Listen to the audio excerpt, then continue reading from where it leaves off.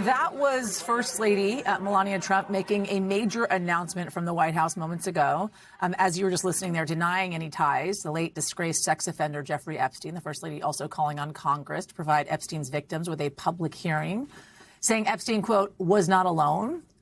She talked about the fact that she had no ties to Jeffrey Epstein, was not introduced to her husband, now President Donald Trump, by Jeffrey Epstein, never traveled on his plane, nor went to his private island. For more on this, I want to bring in senior White House correspondent Garrett Haake, who's standing by for us. Garrett, do we know the impetus for this statement from the First Lady? Why now?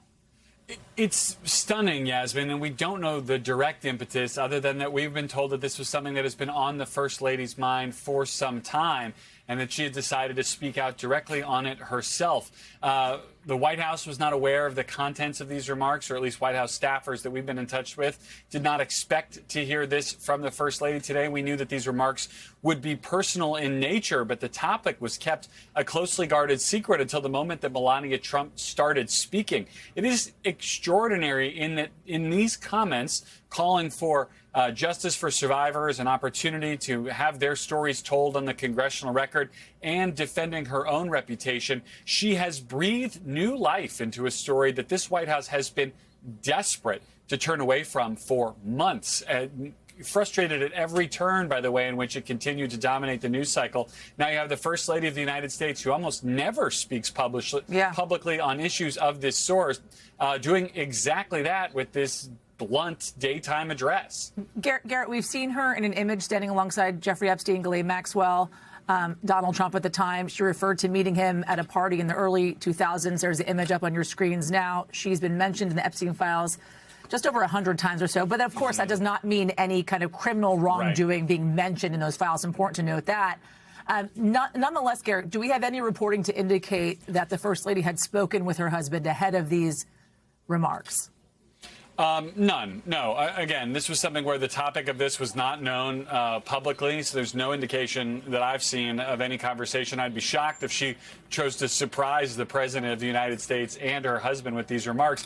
And I'll just say, Yasmin, too, as I'm sort of thinking back through what we just heard, her remarks here were, I think, what a lot of people thought the president could have chosen to say about Jeffrey Epstein, that they were in the same social circles, that there were these overlaps between the New York City, elite and the Palm Beach elite, and that they would run into each other, but that they were not friends. Sort of an acknowledgement of the simple fact of the existence of photos like the one you just showed doesn't mean any wrongdoing. It just meant that this was someone who she ran into. And indeed, Melania Trump has never been accused, as she pointed out, never published in any court records, never connected to any criminal or even inappropriate behavior by Jeffrey Epstein or Maxwell in any way whatsoever.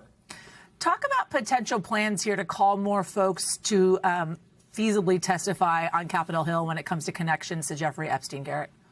Yeah, look, in the coming weeks, we are going to see testimony from a number of prominent individuals who've been named in these files, including Bill Gates, Howard Lutnick, the Commerce Secretary, has been called to testify. Interestingly enough, in this moment, there's a bit of a fight happening among members of Congress about whether Pam Bondi, the now former Attorney General, does need to still come testify. Remember, the House Oversight Committee issued a subpoena to compel her testimony when she was still AG. It's Bondi's view and the Department of Justice's view that no longer should apply because she is no longer the Attorney General. The Democrats on that panel, and at least some of the Republicans, believe that, in fact, no, even as private citizen, Pam Bondi was still involved enough in the decision-making around the release of the files that they want to hear what she has to say. So, again, what had been a congressional investigation that was ongoing but perhaps had fallen out of the big sort of front-page headlines now pushed right back out there by the First Lady. Yeah, a major announcement nonetheless, and surprising announcement, we should say as well, from the First Lady of the United States, Melania Trump, announcing that, in fact, she has no ties, no connections to Jeffrey Epstein, not visiting his private island,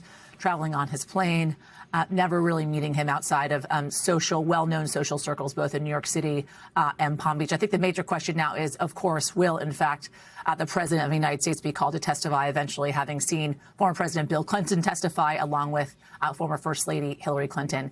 Garrett Haake, for now, thank you. We thank you for watching. And remember, stay updated on breaking news and top stories on the NBC News app or watch live on our YouTube channel.